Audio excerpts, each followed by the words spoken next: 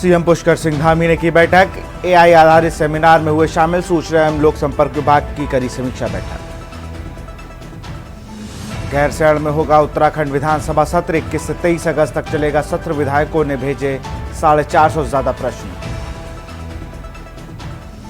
केदारनाथ पैदल यात्रा शुरू करने की तैयारी। सचिव पीडब्ल्यूडी पंकज पांडे और आपदा प्रबंधन विनोद कुमार सुमन ने किया निरीक्षण। वॉश आउट सड़कों को पुनः स्थापित करने के निर्देश। केदारनाथ के जंगलों में लोगों की ड्रोन से तलाश। एसडीआरएफ ने 5 किलोमीटर के एरिया में चलाया सर्च ऑपरेशन। हरियाणा के युवक का शव बरामद। ओवर रेटिंग करने वालों पर होगी कानूनी कार्रवाई। कई व्यापारी पशु चारे की कर रहे कालाबाजारी। हेलीकॉप्टर की मदद से पहुंचाया जा रहा राशन। भारी बारिश से देहरादून शहर हुआ पानी पानी। सड़कों पर तालाब। स्मार्ट सिटी के दावों की खुली पोल। नदी नाले उफान से लोगों की बड़ी परेशानी। आप देख रहे हैं की न्यूज, खबरों का सारथी। नमस्कार, स्वागत है आपका खबर उत्तराखंड में। मैं हूं आपके साथ विशाल पंडित। रुक करते हैं खबरों का। पूर्व कैबिनेट मंत्री गदरपुर के विधायक अरविंद पांडे ने अपने आवास पर पत्रकारों के साथ प्रेस कॉन्फ्रेंस में बताया कि गदरपुर मटकोटा मार्ग काफी जर्जर हालत में है। पिछले 1 वर्ष के दौरान सिडकुल जाने वाले गदरपुर दिनेशपुर मटकोट मार्ग में लगभग 1 दर्जन से अधिक लोगों में सड़क हादसे में अपनी जान गंवाई है। आपको बताते चले कि गदरपुर मटकोटा मार्ग पिछले 1 वर्षों से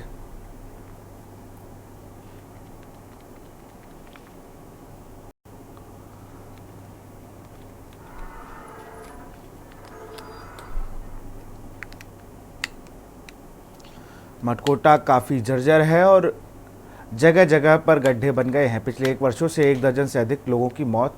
मार्ग निर्माण को लेकर विभिन्न पार्टियों के नेताओं द्वारा लंबे समय तक मार्ग पुनर्निर्माण के लिए आंदोलन व धरना प्रदर्शन किया गया।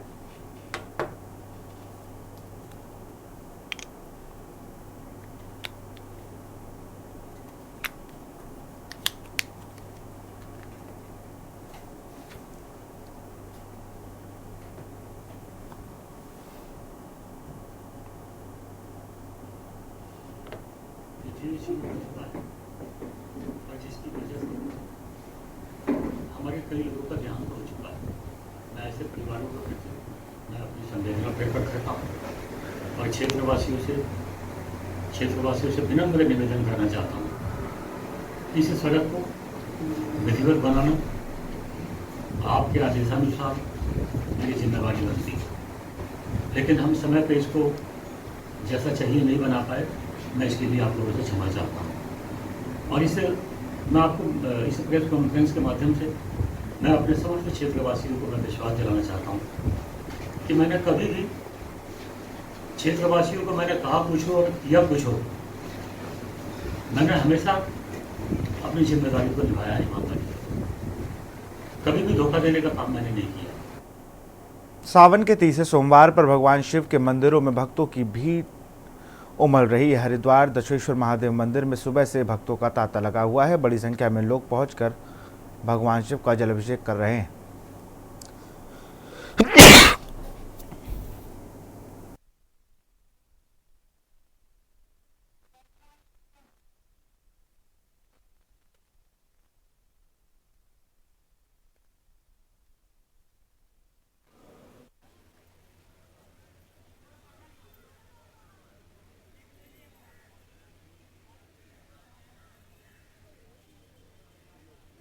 यहाँ भगवान शिव भोलेनाथ की ससुराल है और ऐसा मान्यता है जो अपनी सच्ची मनोकामना लेकर आते हैं पूर्ण होती है और मन को शांति मिलती है।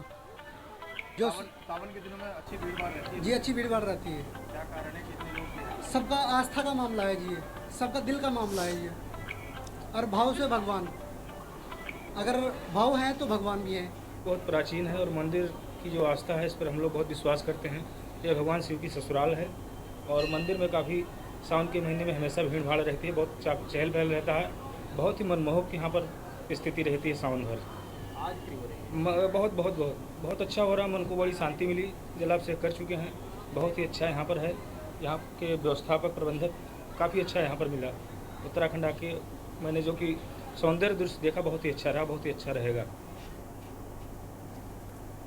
उत्तराखंड हाईकोर्ट ने स्वास्थ्य बीमा के मामले में Star Health Allied Insurance Company के द्वारा अपने ग्राहकों को जरूरत पड़ने पर गैर जिम्मेदाराना और असंवेदनशील व्यवहार करने के मामले में हाईकोर्ट बार एसोसिएशन के पत्र का संज्ञान लेकर दायर जनहित याचिका के रूप में सुनवाई की है। मामले की सुनवाई के बाद बीमा कंपनी ने कोर्ट के आदेश का अनुपालन करते हुए कोर्ट ने जनहित याचिका को अंतरिम रूप से निस्तारित कर दिया है।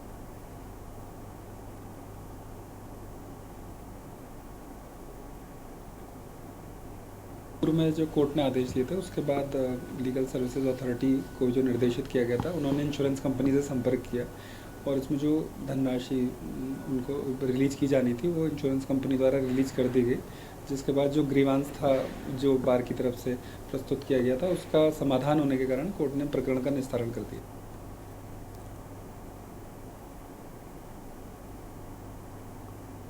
खबर लक्सर से है। लक्सर पुरकाजी स्टेट हाईवे पर दो बाइकों की आमने सामने की जोरदार टक्कर हो गई। इस दौरान एक और बाइक भी उनकी चपेट में आ गई। हादसे में एक बाइक सवार नाबालिग सहित 2 युवकों की मौत हो गई, जबकि दूसरी बाइक सवार महिला पुरुष और 2 बच्ची गंभीर रूप से घायल हो गए। चपेट में आई तीसरी बाइक में सवार व्यक्ति को चोटें आई हैं। घायलों को उपचार के लिए अस्पताल भेजा गया है, जबकि उपचार के दौरान 3 घायलों की और मौत हो गई। सभी मृतकों के शव को पोस्टमार्टम के लिए भेजा गया है।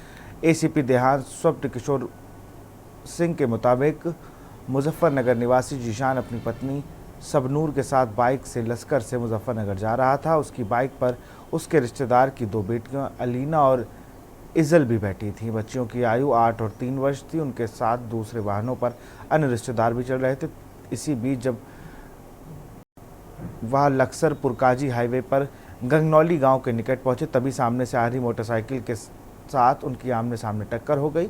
दूसरी बाइक पर खानपुर क्षेत्र के मदारपुर निवासी युवक गुजरंट सिंह और उसका नाबालिग साथी गांव का ही अभिराज सवार थे।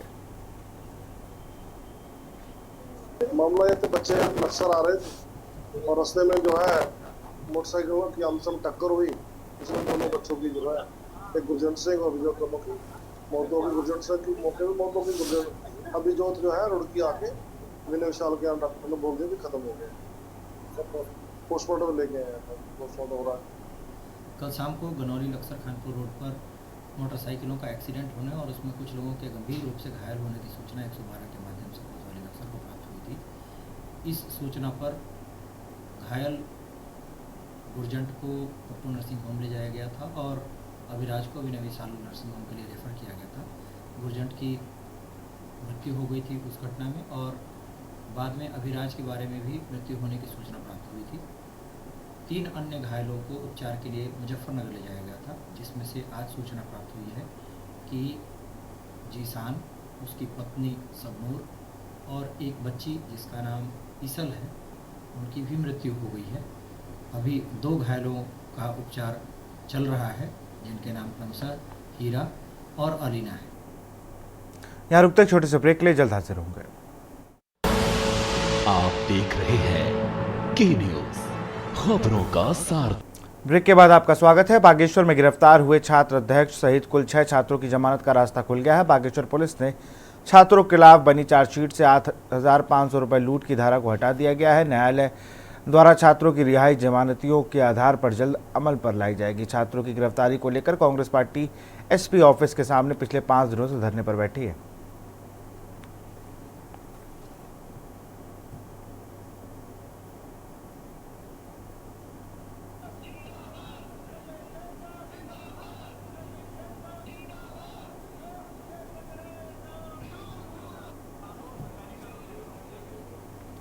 उत्तराखंड जल संस्थान संविदा श्रमिक संघ अपनी मांगों को लेकर 7वें दिन भी जल संस्थान उत्तराखंड कार्यालय में धरना दे रहा है। आपको बता दें कि बीते 8 माह से कर्मियों का रुका हुआ वेतन जारी करने को लेकर श्रमिक संघ धरने पर बैठा है। श्रमिक संघ ने आज धरना स्थल पर शुद्धि वृद्धि यज्ञ भी किया। उनका कहना है कि हमारी मांगों पर अभी तक अमल नहीं किया गया है, जिसको चलते शुद्ध बुद्धि यज्ञ हमारे द्वारा किया गया है। उन्होंने यह भी कहा कि अगर हमारी मांगों पर जल्द ही अमल नहीं किया गया तो हम कोई बड़ा कदम उठाने को मजबूर होंगे।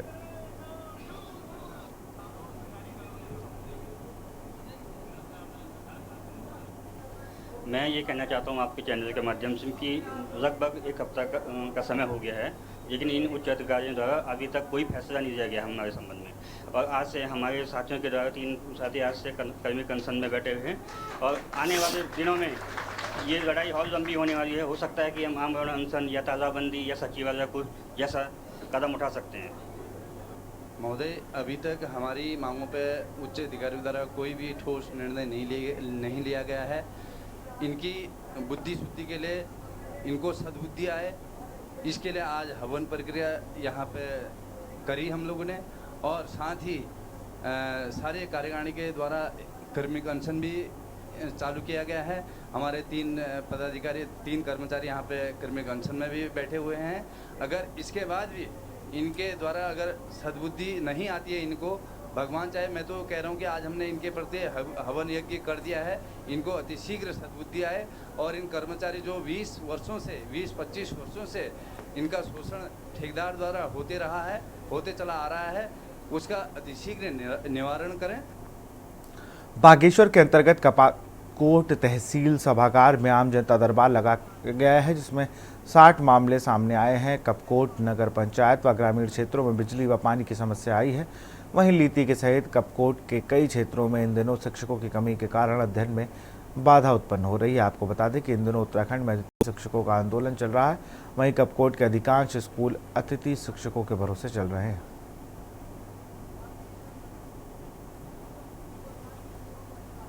आज जनता दरबार था जिले का, जो कि प्रथम सोमवार और तृतीय सोमवार को लगता है। तो आज कपकोट तहसील में इस जनता दरबार का आयोजन किया गया है। आज हमारे पास 60 शिकायतें प्राप्त हुई, जिसमें दूरस्थ गाँव से लेकर लीती से लेकर और हमारे अन्य पाचन तंत्र ग्रामीण के लोग आए हैं। और लोगों की जो छोटी छोटी समस्याएं थी, जैसे बिजली और पानी की, तो वो विभागों को निर्देशित किया गया है आज तुरंत उसका समाधान करें। और कुछ अन्य जो समस्याएँ हैं हमारी रोड्स को लेकर हैं, बरसात के कारण जिनमें गड्ढे बने हुए हैं या कहीं पर मलबा आ गया है, कुछ मकान जो भी क्षतिग्रस्त हुए हैं उनकी सूचना जो भी आ रही है उनको चेक कराने के लिए भेज दिया है SDM को, ताकि ऊपर संपत्तियों का आंकलन कर दें और जो भी ऐसे हैं उनको अर्जेंट बेसिस पर हमें रिपोर्ट दे दें ताकि उसको मुआवजा भी दीजिए। और इस प्रकार नगर की भी कुछ समस्याएँ आई हैं, जैसे समस्याएँ या नालियों को लेकर, पानी को लेकर ये समस्या आई है। जो छोटी छोटी समस्याएँ उनको हमने निर्देशित कर दिया है और इसके बाद हम आपदा की मीटिंग भी यहाँ पर करेंगे। थोड़ा एक खबर रामनगर से है। आपको बता दें कि सोमवार को तराई पश्चिमी वन प्रभाग टीम ने 12 साल से फरार चल रहे एक कुख्यात लकड़ी तस्कर को गिरफ्तार करने में सफलता हासिल की है। इस मामले में जानकारी देते हुए तराई पश्चिमी वन विभाग के DFO प्रकाश चंद्र आर्य की जानकारी देते हुए बताया कि मूल रूप से उत्तर प्रदेश के पीलीभीत क्षेत्र का रहने वाला लखवीर सिंह उर्फ लक्खू, जो कि वर्तमान में दबाका के समीप ग्राम गोबरा में रहता है। उन्होंने बताया कि लकड़ी तस्करी में करीब 12 साल से फरार चल रहा था और आज तक गिरफ्तार नहीं किया गया था। जब भी कर्मचारियों द्वारा इसे गिरफ्तार करने का प्रयास किया गया तो यह लकड़ी तस्कर हर बार कर्मचारियों को चकमा देकर फरार हो जाता था। उन्होंने बताया कि इस तस्कर के खिलाफ 20 से अधिक वन अपराध दर्ज हैं। उन्होंने बताया कि जंगलों में लकड़ी की अवैध कटान के अधिकांश मामलों में इसकी भूमिका पाई जाती है तथा यह एक बहुत बड़ा लकड़ी तस्कर है। DFO ने बताया कि आज सुबह मुखबिर की सूचना पर तस्कर को गिरफ्तार किया गया है।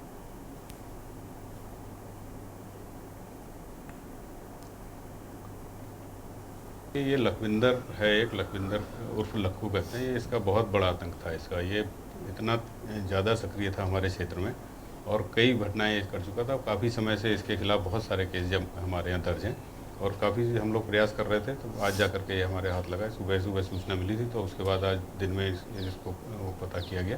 तो जहाँ पे ये छुपा हुआ था वहाँ से छापा मार के पकड़ा गया। तो अब इसको जेल भेजने की तैयारी की जा रही है। सर करीब कितने मुकदमे होंगे? इसके ऊपर तो बहुत ज़्यादा है, 20 से ऊपर मुकदमे दर्ज हैं इसके ऊपर और काफ़ी पुराना है। ये लगातार घटनाएं करता रहता है। आज तक पकड़ा नहीं गया था? नहीं पकड़ा नहीं गया था, आज तक पहली बार पकड़ में आया। प्रधानमंत्री नरेंद्र मोदी के आह्वान पर देश भर में चलाए जा रहे एक पेड़ मां के नाम अभियान के तहत मदरसा शिक्षा परिषद के अध्यक्ष मुफ्ती सामून कासमी ने कानपुर के नौरा इमादुल इस्लाम मदरसे में भाजपा कार्यकर्ता व कस्बे के समाजसेवी लोगों के साथ पौधरोपण किया। मुफ्ती सामून कासमी ने क्षेत्रवासियों से इस अभियान को जन जन अभियान बनाते हुए पर्यावरण एवं प्रकृति को संरक्षित करने का संकल्प लेने का आग्रह किया।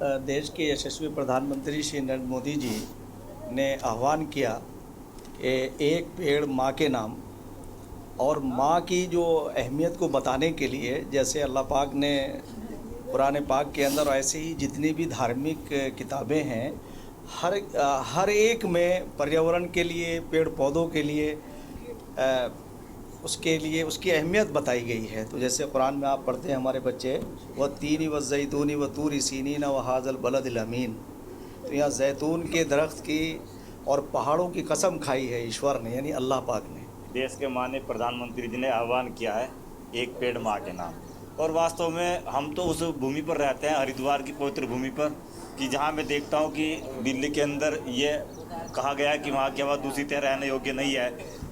दिल्ली के अधिकांश लोग हर हफ्ते हरिद्वार में शुद्ध वातावरण के लिए, शुद्ध वायु के लिए यहाँ आते हैं। इसके लिए हम बड़े सौभाग्यशाली हैं। अपना वातावरण और शुद्ध हो, प्रधानमंत्री जी के आह्वान को मानते हुए हम इस वातावरण को शुद्ध करें, और जहाँ माता का दर्जा। फिलहाल खबर उत्तराखंड में इतना ही। देखते रहिए न्यूज़ इंडिया। नमस्कार।